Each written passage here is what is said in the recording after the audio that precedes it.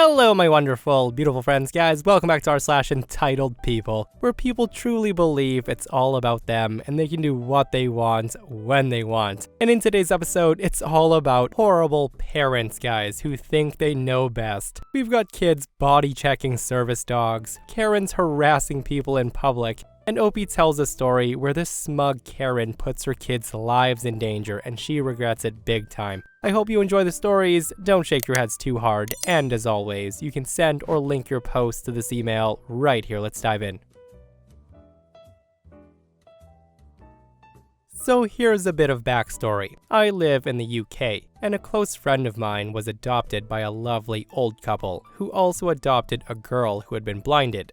She also had major scarring around her eyes. The couple also had big dogs, the latest of which was a cross between a half husky, half German shepherd that had puppies with an Irish wolfhound. So very big, very hairy, and absolutely gorgeous dogs. They had one of these puppies trained to be a blind assistance dog for their blind daughter. During this process, the dog got very close with the blind girl and very protective, which is important. Anyways, on to the story. The blind girl will be Zoe, and my friend will be Brienne for simplicity's sake. And here's the incident. I had gone round to Brienne's house to see her to get help with some schoolwork I was doing.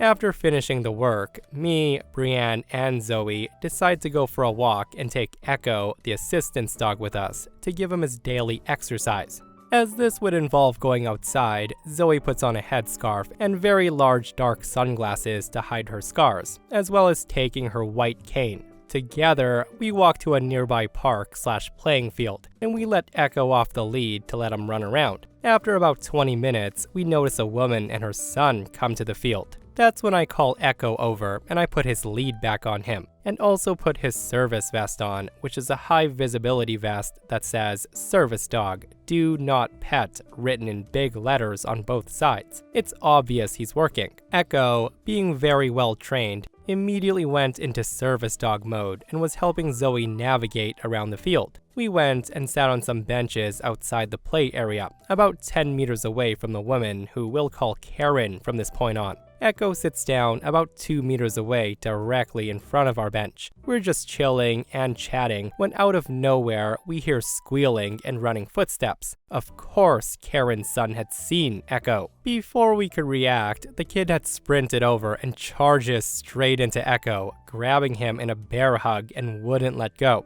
Echo yelped and he was frantically wriggling as the kid tried to pin him to the ground while shouting, "Mommy, Mommy, look at this dog." Karen didn't even move or even look up from her phone. By now, Echo was in obvious distress, and Brienne just stood and grabbed the kid, lifting him off the dog and putting him down away from him while telling him, "Please do not touch our dog." At this, the kid screamed and he shouts incoherently. And as soon as Brienne puts him down, he punches her straight in the stomach, which made her drop him, and he tried to tackle Echo again. This time, however, he was ready, and he ran away, causing the kid to trip and start crying. And I do want to note that this sounds like a lot happened, but in reality, it was in the span of about a minute or so. As if summoned by the cries of her son, Karen leaps to her feet and she began screaming at us saying, "What the F are you doing? I can't believe you'd hurt a child. Don't you dare touch my son again." All of this shouting was freaking Zoe out, and she starts shaking, and Brienne says, "Ma'am, your child attacked my sister's service dog. Please, can you take him away?" Karen then looks at Echo's vest, and she said, "Well, you shouldn't bring your service dog to a public park then, should you?"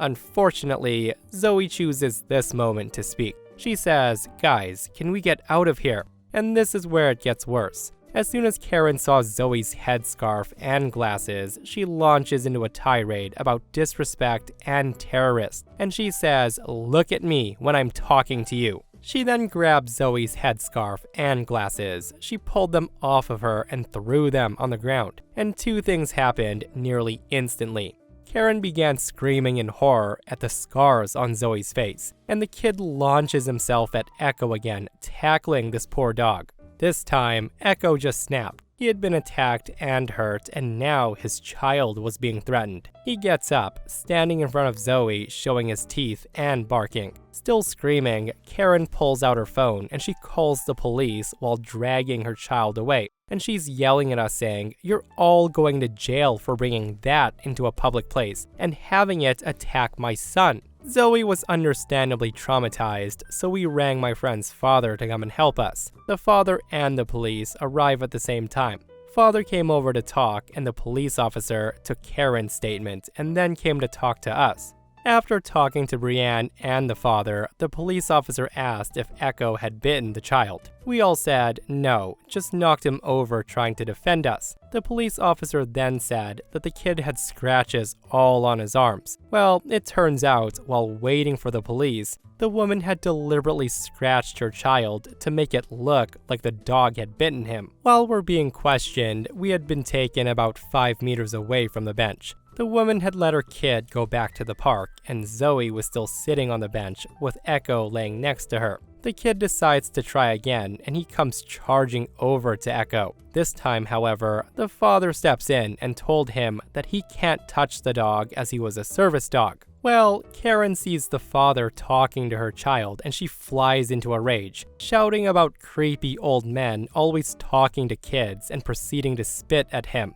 Because of that, the cops come and grab and detain her. The whole time, she was shouting how Echo was an aggressive dog and he needs to be put down. Long story short, I don't know if she got fined or any jail time, to be honest, because the police told us we could leave. I don't care what happens to her. All I know is my friend Zoe hated going anywhere after that. Hopefully the kid learns to not be so entitled when he grows up.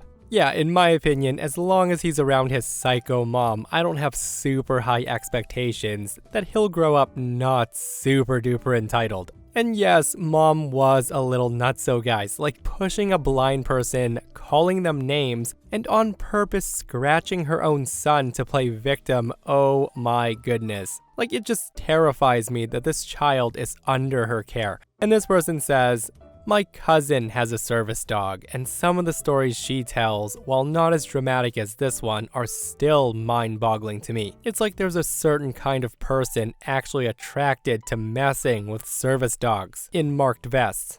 And if you think what that mom did was over the top, listen to this next post. So to start, I'm only 15 years old, but I volunteer at a horse riding school. I help with little kids' lessons, and I look after the horses and stuff. That said, we have this one horse who I'll call Dangerous Horse. He's one of our tall horses, around 6 feet. He's not suitable to be ridden by children, and can also be dangerous by bolting or throwing people off. Anyways, now that we've got that sorted out, let's get to the actual story. So one day, this entitled woman and her stupid kid come to the stables on one of our open days we hold during the school holidays. Basically, the kids come along and they get to ride a bit and then have a tour of the stables and give the horses treats and stuff like that. Well, this stupid kid immediately runs over to Dangerous Horse, who is in a place that the stupid kid wasn't meant to be. The kid starts shouting that he wants to ride this one, which spooked the horse and the other horses. The kid's screaming and he repeats himself saying, "I want to ride this one, I want to ride this one." To which I say, "I'm sorry, but he can't be ridden by children, he's very dangerous." The stupid kid says he doesn't look very dangerous. He then goes to pet Dangerous Horse, but the horse panicked and spun around away from him. He then says, "Why doesn't he want to play? I just want to pet him." I respond, "You have to be respectful of all the horses. If they don't want to play, they won't." He's scared at the moment. The stupid kid then lets out a blood-curdling scream saying, "Mom, come over here." His mom then appears around the corner and comes marching up to him. She then says, "What's going on here?" To which the boy says, "She won't let me pet this horse." Before I could explain, saying he's very dangerous, the woman cuts me off and she says, "If my son wants to pet the horse, I don't see any problem with it, so let him. I'm his mother. I give him permission." That's when I say, that's not how it works. You can't just give your child permission to pet horses that aren't meant to be touched. The horse doesn't want to be petted because your son scared him. The mom just responds, listen, my son is gentle. Do you think he's scary to a big animal like this? Go on, go pet him, son. So the kid goes to pet him one last time, and Dangerous Horse swings his head up, hitting Stupid Kid on the chin. The kid's lucky he didn't get knocked out. Of course, the kid and mom leave with him crying. Later on, I hear some commotion out front by where the lessons are. I go around to see what's going on because I'm curious. When I get around the corner, I can see Karen and her stupid kid having an argument with the rider about which horse they want to ride. The kids got to choose from 5 ponies on which one they wanted to ride. The stupid kid didn't want a pony, and he demanded that he get to ride Dangerous Horse, the biggest horse. The woman argued with the riding instructor about this for around 10 minutes, until picking up her son, who is now crying and taking him my direction. The woman storms past me and right up to Dangerous Horse's stable. She tried to open the door, but we have these tricky lock things on them, so horses can't open them, which meant she couldn't either. She then demanded I open the door and get the Dangerous Horse out for her son to ride. She screams at me saying, "Why are you standing there? Help me get this stupid animal out for my son." I tell her, "You can't do that, he's not part of the pony rides." Karen says, "He is now. Hurry up, I paid and my son wants to ride him." At this point, the riding instructor appears with Dangerous Horse's saddle and bridle. She tells me to tack him up quickly for a ride. The stupid kid then gets all excited, and Karen had the biggest smirk on her face, assuming she meant him. I tacked Dangerous Horse up and took him out of his box. He was 3 times the height of this kid. I knew that riding instructor wouldn't actually let the kid on the horse, but it was amusing to watch the kid's excitement. Karen then says, "Okay, well, where do you get on?"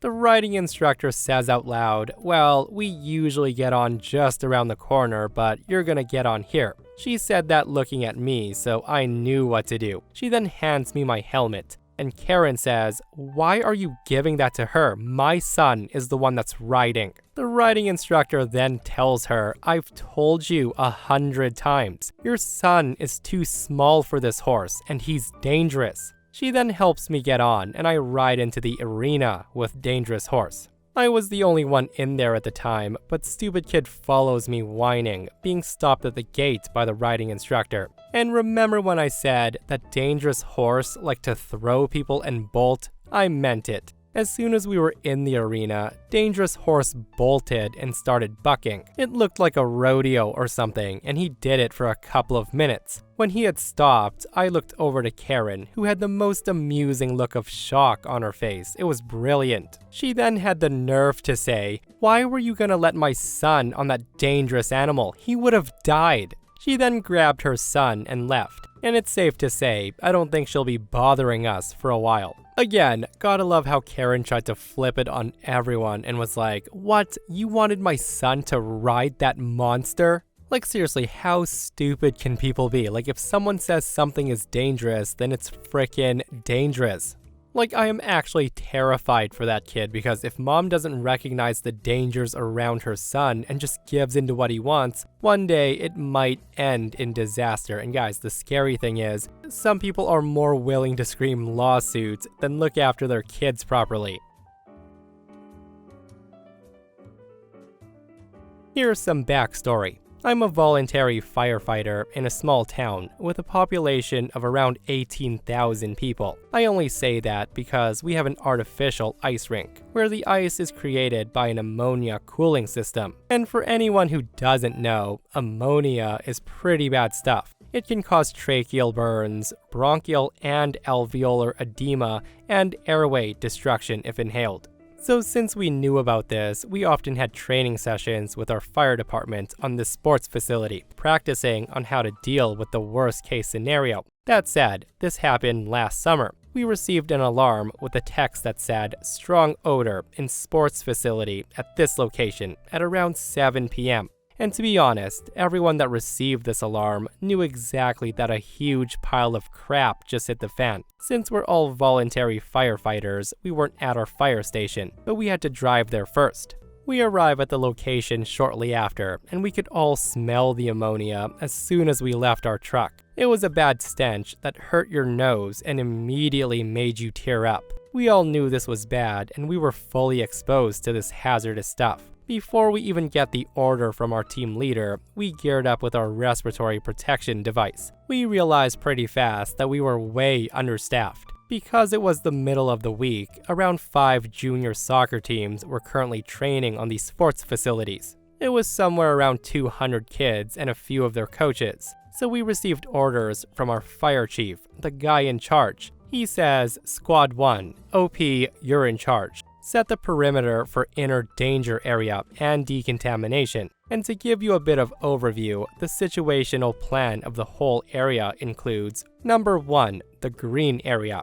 That was the location of our mobile headquarters, and also the waiting area for all firefighters that hadn't received a task yet. Number 2, the yellow area. That's the outer danger area where no civilian was allowed in. Number 3, the red area. This is the inner danger area, where no one's allowed to enter without proper gear, nor leave that area without decontamination. This becomes important later. And number 4, the black area. This is the direct surroundings of the cooling system facilities where the ammonia was leaking. So this was the area where only specialists were allowed in, with those full-body hazard suits that you all know from movies and TV shows. So with that said, I've sent a few guys to put up barriers to send people out of the yellow zone. Since we're all voluntary firefighters, we didn't have the proper gear for this kind of event. So we had to wait until the real deals, the professional firefighters, showed up. So my job was to basically stand on my decontamination zone and wait, still in full gear and with a breathing device on my back.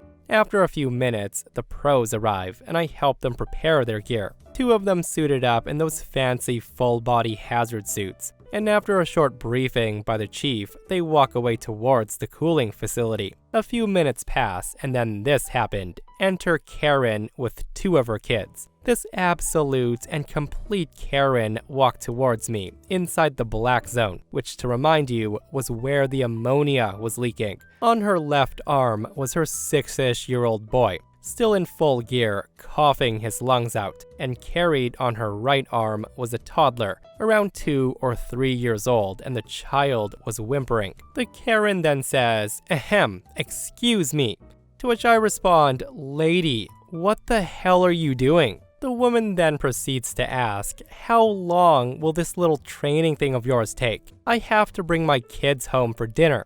I then say, "Are you out of your mind? You're in a contaminated area. Get over here now." But the woman's not listening. She says, "I need you to open these barriers your buddies put up so I can drive my car out." I then scream at her saying, "Lady, this is not a training exercise. You're putting yourself and your kids in danger. Look at them. Get your ass over here right now." At this point, the toddler starts crying, and the boy says to his mom, "Mommy, my throat hurts, and I can't breathe." Hearing him say that, I wanted to run into the zone to grab the kids, but I couldn't risk it. If I would have jumped over the barrier, she would have maybe tried to run away, directly towards the cooling facility. Also, she could have dropped her child because I definitely would have tackled her.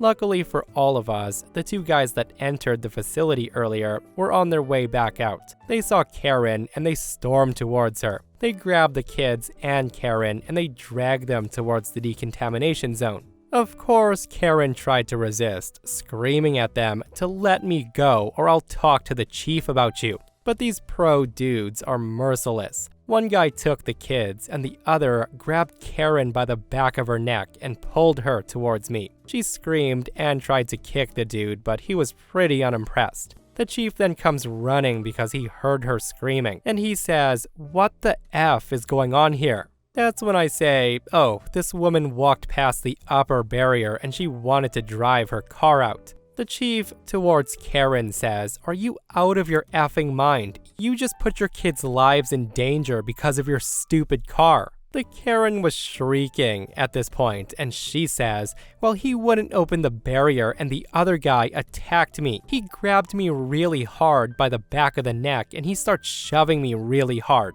That's kidnapping and I will sue you. The chief just tells her, go ahead, I'll call the police for you. He then turns around and walks back towards our trucks, only to return a couple of minutes later with 2 cops. In the meantime, we gave the boy and the toddler a breathing mask, and EMTs were checking them. The Karen was still furious, and she even tried to kick one of the EMTs. That's when we hear a cop say, lady, shut your mouth and get over here. And this was my chance. I had to speak up. I say to him, I'm sorry, I can't let her out of the zone. She first needs to be decontaminated. Hearing me say that, the woman gasped, and her face turned from deep red into a panic white. She says, what does that mean, decontaminated? Am I in danger? The chief knew exactly what I was onto, and he turned to the officer and he said, correct. We can't let anyone out of the danger zone without decontamination. I'll get some female firefighters to help with her. He again walked away, and Karen sputtering at this point saying, What does he mean? Answer me. That's when I tell her, well, since you've been exposed to a dangerous and hazardous material, we need you to completely undress yourself and step into the decontamination. We'll help you wash down all the potential dangerous substances you might be exposed to. And note, this is in fact the process we had to follow in such a scenario. Everyone, including our personnel, had to go through this. We had to strip down, put clothes into a hazard bag, step into the shower, and wash for a couple of minutes. I also want to note that the water in the shower comes directly from a fire hydrant and it's freezing cold. There's also no separate shower booth for women or no special treatment. And for time-saving reasons, we don't even put up a privacy protection. This is when one of the cool dudes who had a hazard suit on grinned at Karen, and he said to her, I can wash down your back if you want. Karen was speechless, and she's in pure shock hearing that. She says, you can't do that. I have rights. To which I respond, sorry lady, I can't help you. That's the procedure. You've put this all on yourself. The chief comes back after a short time, and he says, sorry lady, bad news. All of the female firefighters are currently taken by other tasks. She just stared at the chief and almost hyperventilated. She couldn't say a single word. We all saw how bad this was, and the chief broke our charade up. The chief then says, the good news is, we've resolved the situation and you're no longer in danger, but the EMTs will take your kids to a hospital just to be sure. I jump over the barrier and took Karen by the arm. Cool dude and me escort her to the police officers since they wanted to chat with her. The cool dude didn't press charges, even though she kicked him multiple times. Neither did the EMTs. A few weeks later, I see one of the police officers again at another emergency, and we had a small chat. He told me they pressed charges because of her endangering her kids, and unfortunately, being a volunteer firefighter, we have to deal with that kind of people way too often. So if you ever see a firefighter or EMT at work, show them the respect they deserve. Holy moly, I'm just glad the kids were all right and unharmed in the end. Like, this is just mind-boggling, beyond stupid behavior. And guys, this person says it the best. They comment, holy crap, this woman needs to be whacked in the head with a cartoon mallet for endangering her kids like this. Ammonia will burn the hair off your skin and then some, and that's not even in high concentrations. That said, I love the reaction when Karen was told she'd have to go through decontamination while having a person she doesn't know help her. And the funny thing is, OP knew it the whole time and decided to troll her. They comment, well, since she wasn't directly exposed to the ammonia, lucky for her, I knew that we didn't have to decontaminate her. I just wanted her to freak out a bit. So let me tell you about the most entitled person I've ever met. I'm sitting in the lunchroom at work, eating my soup, just watching some videos on my phone, and some woman who I've never met before enters the lunchroom. And without even looking, she drops her baby carrier, diaper bag, and shopping bag at the table where I'm eating. The baby carrier catches the edge of the bowl, throwing delicious pea soup into the air, onto the baby carrier, and all over her shopping bags. which had been set down on a chair. It was actually really impressive, and I'm kind of bummed that no one else saw it happen. Before the pea soups even landed, the ladies left the lunchroom and she's gone to talk to our boss. I take a look at the baby, and it doesn't look like the baby got any soup on him. And he isn't burned, so my good deed for the day's done. I leave the mess as I only have 30 minutes for lunch, and this C-word has just wasted 10 minutes of it. I'm not about to spend the rest of my lunch cleaning her mess. I head out the door to grab some McDonald's across the street. I wanted to let Karen know what she did on my way out, but she was in my boss's office with the doors closed and I was hungry. I get back from McDonald's with a minute to spare, and I get back to my desk. I get back, log in, and immediately my supervisor comes over, and he gives me the "we're not supposed to eat at our desk" talk, and I tell him what happened.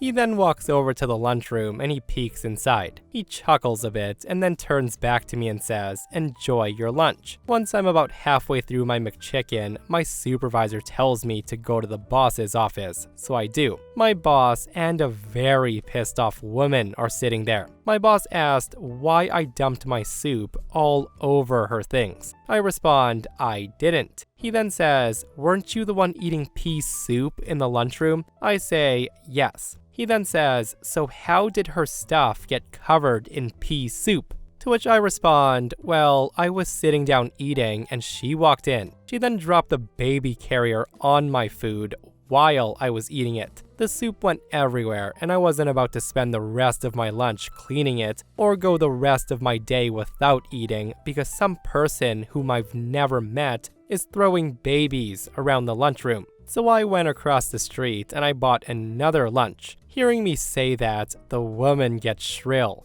She shrieks and says, "He's lying. He did it on purpose, and now all my new clothes are ruined. He could have burned my baby." She then says, "You're gonna pay me back for everything you destroyed, plus my carrier that's already covered in dry puke, plus my clothes, which is her fault, and my purse." And I want to note, there was no purse on the table. That's when I say, "What could I possibly gain by dumping my soup on your things? You know what? F it."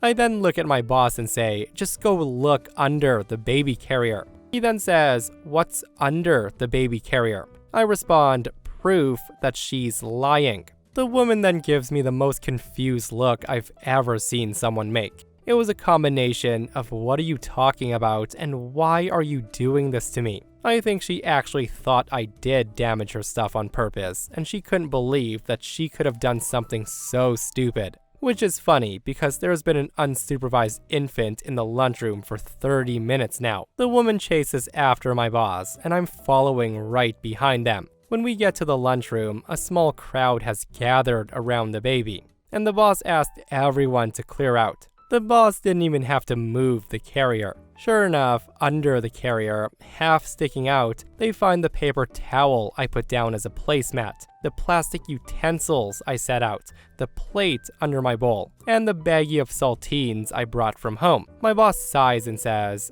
"Karen, go home." She says, "What about my stuff?" He says, "Take your things and go home." As it turns out, she was one of the supervisors who had been on mat leave since before I started. She had come in because her and the boss were friends, and she wanted to come by to show off all the clothes she had bought now that her figure came back. She blew her entire check on clothes that are now covered in pea soup and can't be returned. She took half of my McChicken on the way out and she threw it in the garbage. My boss gave me a McDonald's gift card that she keeps for rewards, and gave me an extra break to go get another McChicken. I start supervisor training next week, and I'm glad I don't have to work under Karen. Okay, so my big question is she still working there? Because 1, she left an unsupervised baby alone for half an hour while she complained about nonsense. 2, she blamed OP for her own stupidity. And 3, the most ridiculous one is she was so mad that she threw away OP's food into the garbage. Like, at the very least, if she's not fired, she does deserve a shoe to the head for that a-hole move. But guys, that's r/entitled people. I hope you enjoyed today's stories. If you did, hit that thumbs up. And if you're not subscribed, consider subscribing so you don't miss these crazy stories. And if you missed the last episode on the channel, it's an r/malicious compliance episode, where a smug CEO gets taught a lesson he won't forget. Guys, go check it out if you haven't, and myself and Stevie Boy will see you guys in the next one. We love you.